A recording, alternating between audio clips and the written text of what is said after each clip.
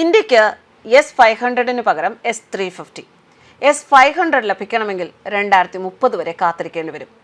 Ukraine യുദ്ധത്തിലെ പോരാളിയാണ് റഷ്യയ്ക്ക് ഇപ്പോൾ S-500. ഇതിപ്പോൾ ഇന്ത്യയുടെ പക്കലുള്ള സുദർശന ചക്ര എന്ന് ഇന്ത്യ പേരിട്ട് വിളിക്കുന്ന S-400 റഷ്യയുടെ തന്നെ വ്യോമ പ്രതിരോധ സംവിധാനത്തെക്കാൾ ദുർബലമാണ് എങ്കിലും സുദർശന ചക്രയ്ക്കൊപ്പം S-500 പകരമായി റഷ്യ നൽകുന്ന S-350 കൂടി ചേർന്നാൽ ഇന്ത്യക്ക് അവരുടെ ആകാശം ഫലപ്രദമായി സംരക്ഷിക്കാൻ സാധിക്കുമെന്ന് റഷ്യയുടെ വിലയിരുത്തൽ. അതുകൊണ്ട് തന്നെ സുദർശന ചക്രയ്ക്കൊപ്പം S-350 കൂടി തൽക്കാലം ഉപയോഗിക്കാനാണ് പുടിൻ പറയുന്നത്.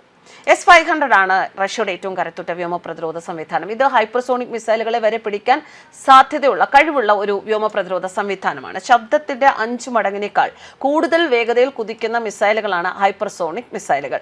താഴ്ന്ന ഭ്രമണപഥങ്ങളിലൂടെ അതിവേഗം മൂളിപ്പറക്കുന്ന ക്രൂയിസ് മിസൈലുകളെയും പിടികൂടാൻ S-500 സാധിക്കും. പക്ഷേ ഈ S-500 ഇന്ത്യക്ക് നൽകാൻ സാധിക്കാത്തതിൽ പുടിന് വലിയ വിഷമമുണ്ട്. കാരണം ഉക്രൈനെതിരായ യുദ്ധത്തിൽ ഒരുപാട് S-500 വ്യോമ പ്രതിരോധ സംവിധാനങ്ങൾ അത്രയ്ക്കും വലിയ ഭീഷണികളിലൂടെയാണ് റഷ്യ കടന്നു പോകുന്നത്. അതുകൊണ്ട് തന്നെ 2030 കഴിഞ്ഞാൽ മാത്രമേ S-500 ഇന്ത്യക്ക് നൽകാൻ റഷ്യയ്ക്ക് സാധിക്കൂ. എന്നാൽ അതിന് പകരം S-350 എന്ന വ്യോമ പ്രതിരോധ സംവിധാനം നൽകാം എന്നാണ് റഷ്യ ഇപ്പോൾ ഇന്ത്യയെ അറിയിച്ചിരിക്കുന്നത്. മാത്രമല്ല S-350യുടെ മുഴുവൻ സാങ്കേതിക വിദ്യയും ഇന്ത്യക്ക് നൽകാനും റഷ്യ ഒരുക്കമാണ്.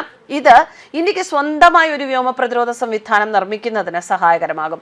സുദർശന ചക്രയ്ക്ക് മൂർച്ച കൂട്ടി സെൻസറുകളും AI ഉപയോഗിച്ച് S-350യുടെ കരുത്ത് കൂട്ടാനും സാധിക്കും. മാത്രമല്ല S-400ന് 400 കിലോമീറ്റർ അകലെയുള്ള വലിയ മിസൈലുകളെയും യുദ്ധവിമാനങ്ങളെയും തകർത്ത് കളയാൻ കഴിയുന്നത് S-350ക്ക് കൂട്ടത്തോടെ ഇറക്കുന്ന ഡ്രോൺ സംഘങ്ങളെ ഇല്ലായ്മ ചെയ്യാനും ചെറു മിസൈലുകളെ അടച്ചിടാനും സാധിക്കും. S-400 എന്ന സുദർശന ചക്രയോടൊപ്പം S-350 കൂടി ചേർന്നാൽ ഇന്ത്യയുടെ കരുത്ത് കൂട്ടാൻ സാധിക്കും. റഷ്യയുടെ അൽമാസ് സെൻട്രൽ ഡിസൈൻ ബ്യൂറോ വികസിപ്പിച്ചെടുത്ത ദീർഘദൂര സർഫസ് ടു എയർ മിസൈൽ സംവിധാനമാണ് S-400. നാറ്റോ സൈനികർ ഇതിനെ SA-21 ഗ്രൗളർ എന്ന് വിളിക്കുന്നു.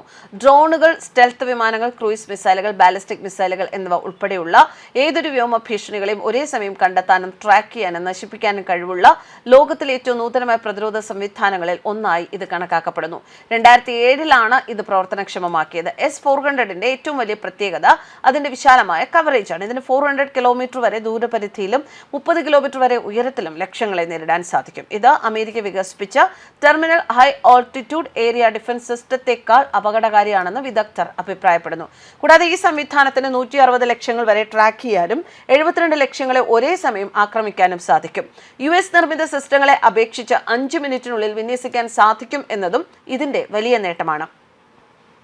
S-400 സംവിധാനം 4 പ്രധാന ഘടകങ്ങൾ ചേർന്നാണ്. ഒരു ദീർഘദൂര നിരീക്ഷണ റഡാർ, ഒരു വാഹനത്തിൽ ഘടിപ്പിച്ച കമാൻഡ് ആൻഡ് കൺട്രോൾ പോസ്റ്റ്, ഒരു എൻഗേജ്മെന്റ് റഡാർ, മിസൈലുകൾ വഹിക്കുന്ന ഒരു ലോഞ്ച് വെഹിക്കിൾ എന്നിവയാണവ.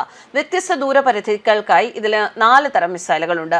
40 കിലോമീറ്റർ പരിധിയുള്ള ഹ്രസ്വദൂര മിസൈൽ, 120 കിലോമീറ്റർ പരിധിയുള്ള മധ്യദൂര മിസൈൽ, 250 കിലോമീറ്റർ പരിധിയുള്ള ദീർഘദൂര മിസൈൽ, 400 കിലോമീറ്റർ പരിധിയുള്ള വളരെ ദീർഘദൂര മിസൈൽ.